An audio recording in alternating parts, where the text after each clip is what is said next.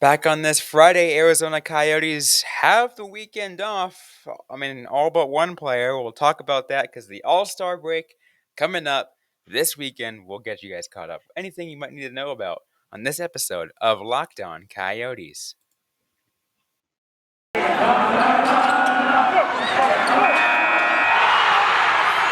You're Locked On Coyotes, your daily podcast on the Arizona Coyotes, part of the Locked On Podcast Network, your team every day.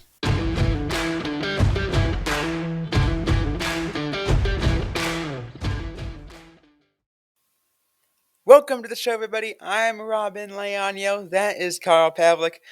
On this wonderful Friday, it is February 4th, 2022. Most of the NHL now all have their breaks. They are all, at least one player from every team is headed to Vegas for the. I mean, they're probably already there for the All-Star because Skills, I think, is tonight. Yes. Skill So competition is tonight. So if anyone's showing up like last minute, I mean, it's possible, but that's just poor travel plans on their end. Definitely should have arrived earlier for check-in. they were probably there yesterday. Let's be real. I'm thinking, yeah, because there was no games yesterday? I think the NHL tweeted that out. Yeah, I think Wednesday was the last day of games for the NHL because they wanted every participating player to be able to travel to Vegas in time for the All-Star stuff. But as we all know, every movie about Vegas has at least one, like, we got to get to Vegas scene. So I'm sure there was, one player who rented a Cadillac from Los Angeles and is just making the drive overnight. I can totally see Clayton Keller just cruising down U.S. Route 93, 96, whatever it is that goes between Phoenix and I'm so upset there's no interstate from Arizona to Vegas. It's annoying, but I could just totally see him just cruising down. See, I'm picturing something Fear and Loathing in Las Vegas style, like I don't know, someone from like San Jose, like picking up a hitchhiker in a Mickey Mouse shirt and just like telling them about bats and screaming paranoid stuff. I mean, that just sounds something like Brett Burns would do if you're talking to San. Yeah, I was like, is Brent Burns going to the All-Star game? I don't think. Who? I mean, it doesn't really matter if we're a Coyote show, but yeah. Who would it be? I'm trying to think that. I don't know. Who is the weirdest All-Star going to be? I feel like that's really hard to say because NHL players are, taught to not have personalities. I mean, some do. That's for damn sure.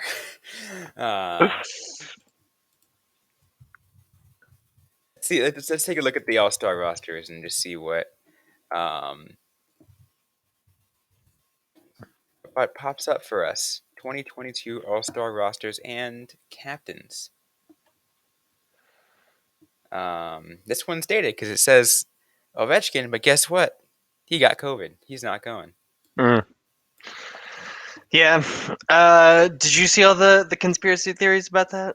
No. So a lot of people think that he didn't actually test positive for COVID. He just didn't want to go. Yeah.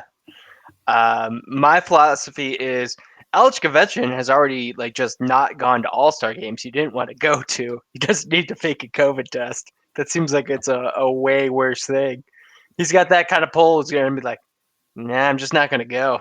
And yeah, because everyone knows you're right. Everyone does know he is vocally against the All-Star games. So yeah. He doesn't make a secret of it. He missed a game with the COVID test. He was going to miss the game from being suspended. I don't know. It just seems like a weird stretch. Yeah. But it's it's unfortunate. I would like to see him do the skills competition. Maybe not the game, but the skills competition would be fun. Skills competition is always fun, isn't it? Like, It, I, my viewing process for All-Star games is usually just watching like the highlights on Twitter afterwards. So, for example, for the hardest shot, it's going to be Victor Hedman, Timo Meyer, Adam Pelech. Uh, not sure if I did that correctly. Tom Wilson. I'm sure Hedman will have a good one, but I don't necessarily need to watch all four of those guys with the hardest shot competition. I just want to watch the winner, or if someone does something funny and like goofs up. you That's have my jam. fastest skater. You have what is it? There's also There's like the pass. breakaway challenge. There's accuracy shooting. There's the hardest shot. Um, Save streak. That seems kind of fun. Uh, and fastest skater, and then the 21 and 22, and the fountain face off, which are the two Vegas specific things. Have you seen the 21 and 22? No, So it's great. I'm on the ESPN website, and there's like a mock up of it. There's like a giant board with cards on it, and you are trying to get blackjack with the fewest amount of shots. So it's like an accuracy thing, but specifically for cards. interesting. Yeah. I just remember when Vegas like broke into the league, everyone was saying that they're like, "No, we're not gonna like go all in on the gambling thing. We can't call them the Vegas Blackjacks. We're gonna call them the Golden Knights." And now they're in Vegas, and they're like, "Yeah, we're gonna have a blackjack contest. Just who's the best at puck blackjack?" Well, ever since gambling became is becoming a more of a lot thing across all of the U.S., it was like, eh, But sports betting is becoming more so in the U.S. Blackjack is less so, I think. yeah. Well, I mean, blackjack. You can do that as long as you go into a reservation, but still. But I get what you mean. Yeah. I get what you mean. I mean, it's fun that the NHL is finally embracing what we all think of Vegas as being a just den of gambling and sin. But eh, I just think it's very funny at how far we have come from just the league seeming to not want to be associated with it with the Vegas based team. And I do understand that because you don't necessarily want to link a team too much to a certain aspect. But I just remember wanting it to be the Vegas Blackjacks, and now there's a blackjack skills competition, and I think that's funny. Yeah. I mean, at one point, at some point, you got to think that a team in Vegas embraces its identity as its city's identity, right? Like Yeah, like every team eventually does that, right? They embrace like because they embrace what makes their city unique. yeah. And like here in Arizona, they talk, um, obviously the name Coyotes. We're talking, it was just look at some of the designs that have been put out there. The Kachina, for example, like that is an embrace of the Southwest down here and the kind of culture we have down here. And I will say, when I lived in Surprise, I definitely saw a lot of coyotes. So they're very popular. I see coyotes down here, and in fact, there's like a small den, like not too far from where I work at the radio station, and every now and then the entire den will have like a little bark off, and you just hear them just like go through like howling like crazy, and it's like, yep, Yeah, they're having some fun today. yeah. Uh, I do like when teams kind of embrace it. I think the opposite end, which I've mentioned before, Seattle, it seems to have like nothing to do with Seattle. It's all about just memes, which is why they're called the Kraken because it's a meme. Well, they'll eventually get there. They'll eventually. Well, I mean, some of the things that they're into embrace, like I think, isn't there something in their logo that kind of Yeah, they has put the Space Needle in their logo. Um, but still, it's the Space Needle. That's one thing, but they're still called the Kraken. They still make a bunch of mentions to Davy Jones' locker, which is not Kraken related. It's all just kind of a hodgepodge of the memes from Pirates of the Caribbean and Attack of the Titans. Yeah, I will say though, I still love the idea of laying in the Kraken, just because, just because. Uh, We will agree to disagree on that one. I mean, you know how it was when we were on our old podcast. Yeah. We've already talked about that. Oh yeah.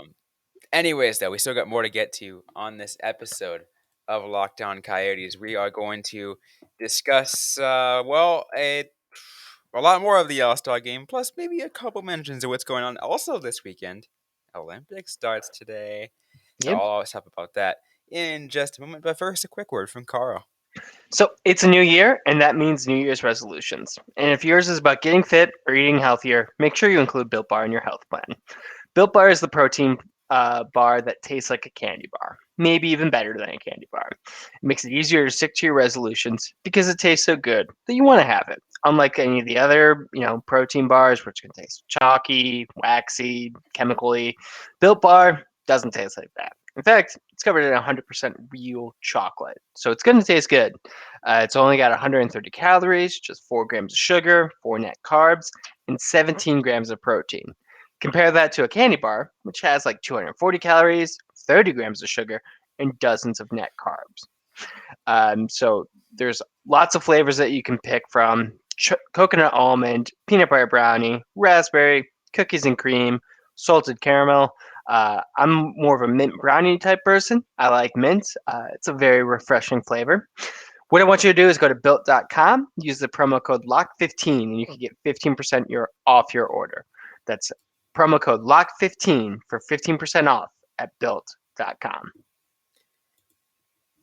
All right, let's get back here on Locked On Coyotes. Let's continue to talk some more All-Star stuff. We talked about the skills competition. You mentioned all stuff like that. It's one of the things I love the most. I think since stuff like this that they have helps make the that makes the NHL All-Star Weekend unique. Now let's get to a couple other things. Obviously, well, first let's mention, of course, Clayton Keller is representing, but the Central Division, because Mm-hmm. everyone seems to forget. This was when the rosters were announced a while back, Carl. Like I said, oh, Clayton Keller is representing the Coyotes, for the Central Division, and someone's like, oh, thanks for pointing that out. I was looking on the Pacific Division the entire time, and I'm just like, yeah, to be honest, I did too, Yeah. until a little voice in my head was like, hey, Robyn, they're in the Central now, right? I'm like, oh shit. Yeah, I mean, yeah, that's definitely the case. Like I was like the list I'm looking at, I'm on the ESPN website for the skills competition, and it's like I'm looking at kind of who Keller's contemporaries would be, but I'm looking in their own division. So I'm like, oh yeah, you got Edmonton, Calgary, Vegas. They're also taking place. I'm like, nope, none of those are the same division. Uh, Honestly, is Keller the only one for the accuracy contest from the Central Division? It looks like, yeah. Hmm. Interesting. How many players in each Well, contest? it depends. So there's a varying amount. It looks like. So Because I know it usually tends to be an equal. Like tend to spread it out equally because for you know to distribution of points, because skills competition also applies to, like, oh, which division does better. yeah. I mean, I can say from the accuracy competition, the field: Sebastian Aho from Carolina, Patrice Bergeron from Boston, Rasmus Dahlin, Buffalo, Leon Draisaitl, Edmonton, Johnny Gaudreau, Calgary, Jake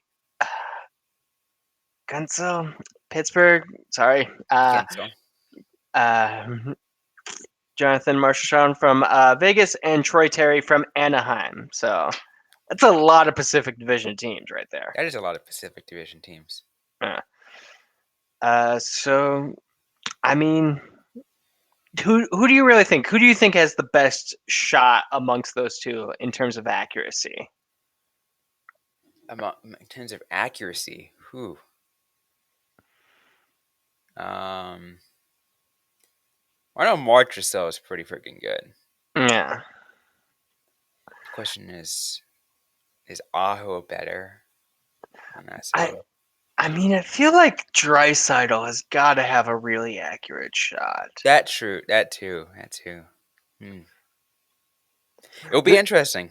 Yeah, it's fun because I think the best thing about the skills competition is like accuracy, hardest shot, speed. These are all like aspects of hockey, but usually it's like all put together. So you can't really know for sure like who's the best at one thing, except for maybe like skate speed. That one's usually pretty obvious to tell. But like just kind of like separating it out just to see like, hey, who's got the most accurate shot? I think that's always kind of fun. Um, just curious.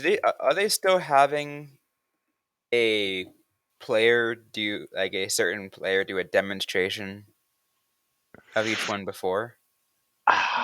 Um, I don't know. I know that they talked about.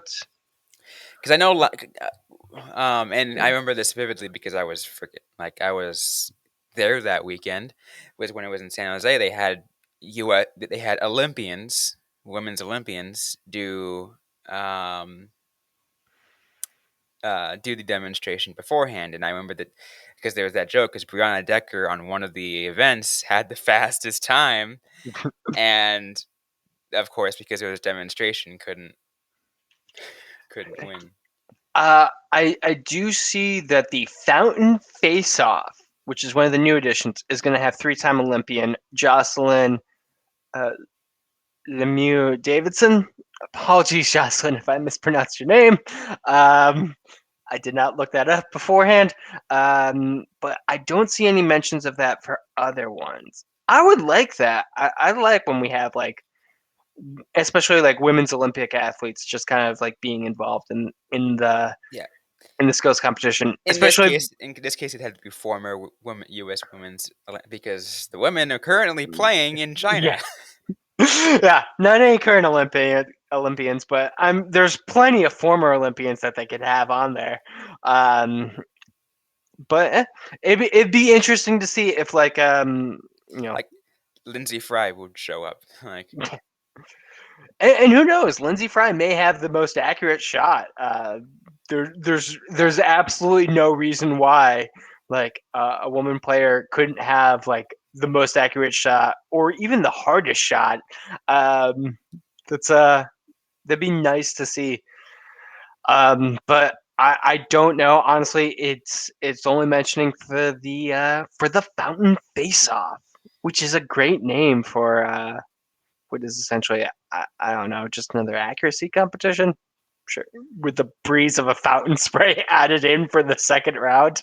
Sure, why not? sure, yeah. That's what makes the skills so weird. Last thing before we go to our last break and discuss a couple other things. Um, the format for the game itself, ever since they changed it to the division wise and did a 3-on-3 tournament. Have you been a fan of that?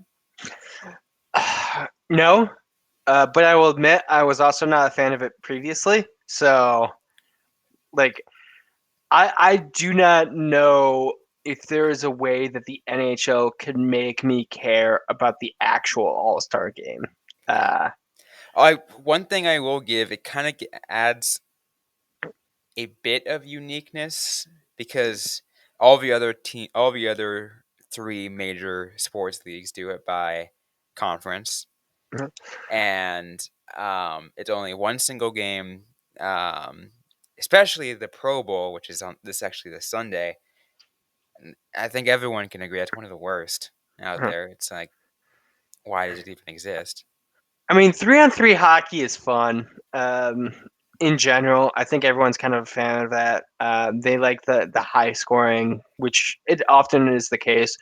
And I guess since it's the All-Star game. It's not a real game. The hockey purist, the very small hockey purist that lives in me, is just like, it doesn't matter. It's fine. But I kind of miss like the players picking teams. That was always kind of fun. And then the guy who gets picked last gets the car. That was fun. But The how about the John Scott era All Star? uh, that That was that's fun. yeah, I feel really bad about like everything that happened to John Scott, and how he was like effectively made the joke of the league and had to deal with some utter bullshit from the Coyotes getting traded uh, to freaking Montreal for uh, in that deal. But yeah, that everything else around that time was kind of fun. That was, he was named the captain, got voted the captain, got the car. Yeah, yeah, like everything that happened to him at the game, I'm really cool with. Just everything that happened leading up to Outside. it. Oh no, how he got treated in the NHL was terrible. But Yeah, especially by the Coyotes. I do think that they bear a large brunt for that. I don't think anyone is still involved with the team. Really, not a, like ownership change, general managers change, head coaches change. So yeah, at least there's that. exactly. Exactly. Anyways, though, we still got more to get to on this episode of Lockdown Coyotes. We're switch gears a little bit. We're gonna kind of take a little brief discussion on what else is happening this weekend in terms of the hockey world. All that coming up in just a moment. But first, I'm going to tell you that BetOnline has you covered this season with more props, odds, lines than ever before as football continues its march through the playoffs right to the big game in a couple of weeks. BetOnline.net remains the best spot for all your sports scores, podcasts, and news this season. It's not just football. BetOnline has you update up to the minute info on pro and college hoops, NHL, boxing, UFC, along with live real-time updates on current games. Don't wait to take advantage of all the amazing offers for the 2022 season. BetOnline, where the game starts. So now let's shift gears here, going from All-Star Weekend to Olympics, Carl, because the opening night in Beijing is tonight. The preliminaries for women's hockey kind of already began. So men's, I don't think starts for another week or so. But the Olympics are here, and I love watching Olympic hockey. Oh yeah, absolutely. I was really disappointed that the NHL athletes couldn't go. Hmm. I always love seeing NHL players in the Olympics. I understand why this year particular with the NHL's terrible handling of COVID-19, them thinking like let's not add anything else to it. Uh, Yeah, I think there already is discussion, and like it seems almost um, a pseudo promise that they'd go in 2026.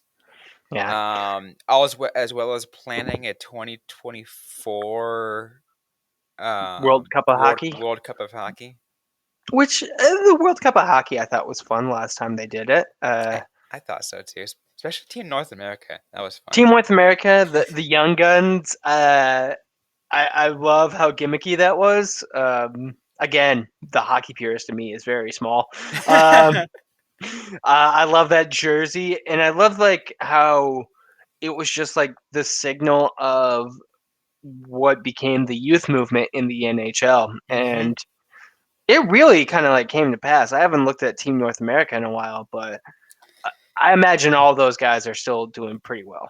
Oh, absolutely. I know a few off the top of my head, and I think Sebastian Naho was on that.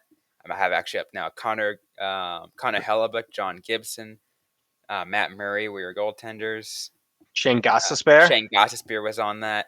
Um, Jonathan Drouin, Jack Eichel, Johnny Gaudreau, Dylan Larkin, Nathan McKinnon, Austin Matthews, Connor McDavid.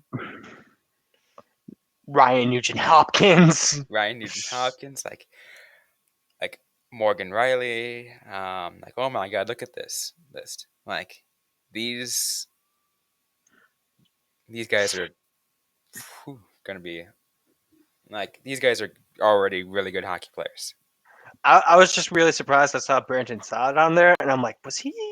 I feel like he was a bit too old for that, but no, he was 23 at the time. I'm just old. Uh,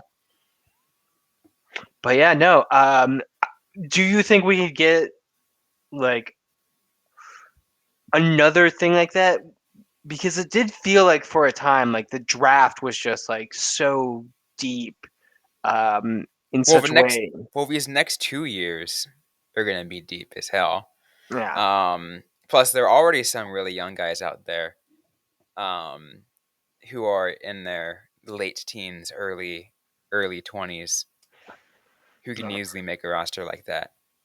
it'll definitely be like one of those things where I'm sure that if we were to go back in time, like and say like, oh yeah, Connor Hellebuck, one of the best goalies in the league, you'd be like, really? Is he? And in 2016, that would have been a thing, but in 2022, yeah, that's a pretty clear statement of fact. If they do, I hope they do another Team North America. I think that'd be cool. Yeah. The only thing that sucks about the World Cup of Hockey is it's mainly an NHL sanctioned event. Um, so that means that only countries that have players representing that. So, as an example, like there weren't enough. I think like Swiss or whatever, like certain players from certain countries, so they just combined and made Team Europe.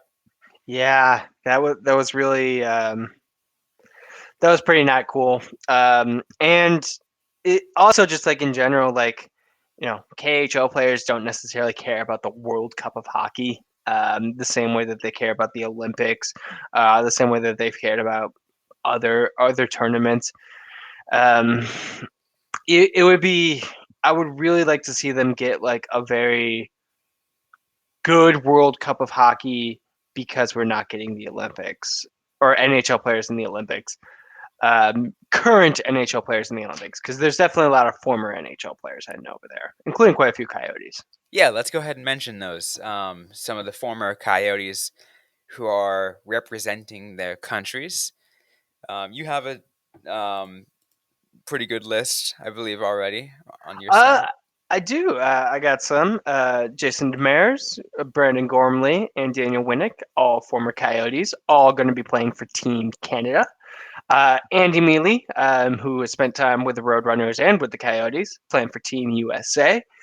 Tobias Reeder for Team Germany, and Mikkel Bodker for Denmark.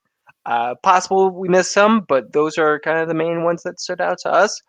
I know I have a lot of memories watching all of them play, except for Winnick. He was a little bit before my time, but I have Tobias Reeder and Mikkel Bodker pucks behind me. I think I have a Demers.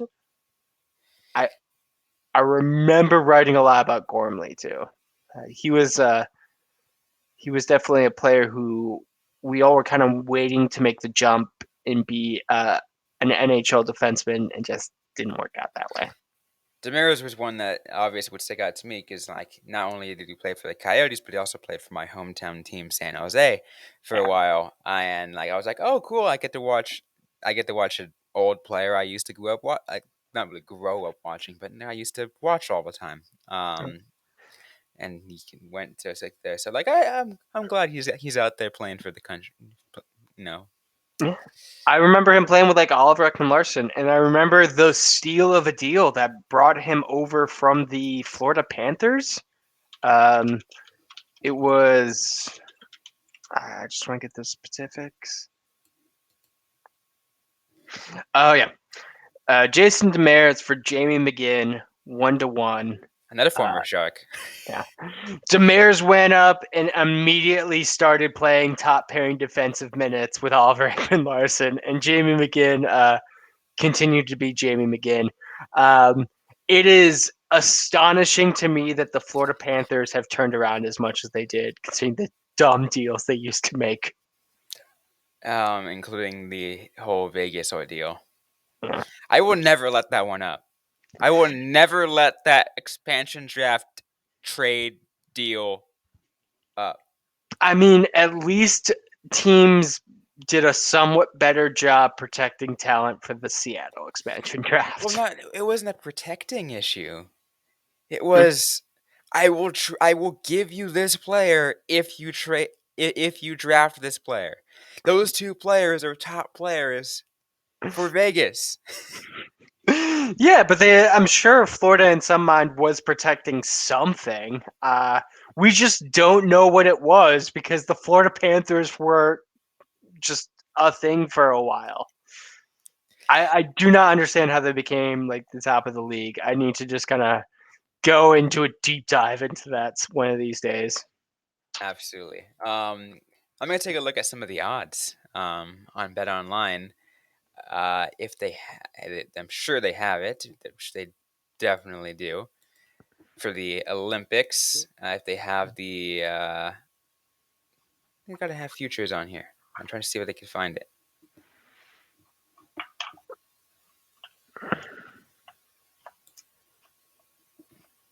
I am unable to find it. Find the. Maybe still a little bit too early. No, well, I mean, they have games up. I'm just trying to find where the the champion Mm. futures are, because I remember seeing that U.S. and Canada had pretty long odds, Yeah. obviously no NHL players. Meanwhile, Russia was just like dominating the competition in that case. I mean, that's fair. I feel like that's a reasonable assumption for them to be making. I would not bet against that.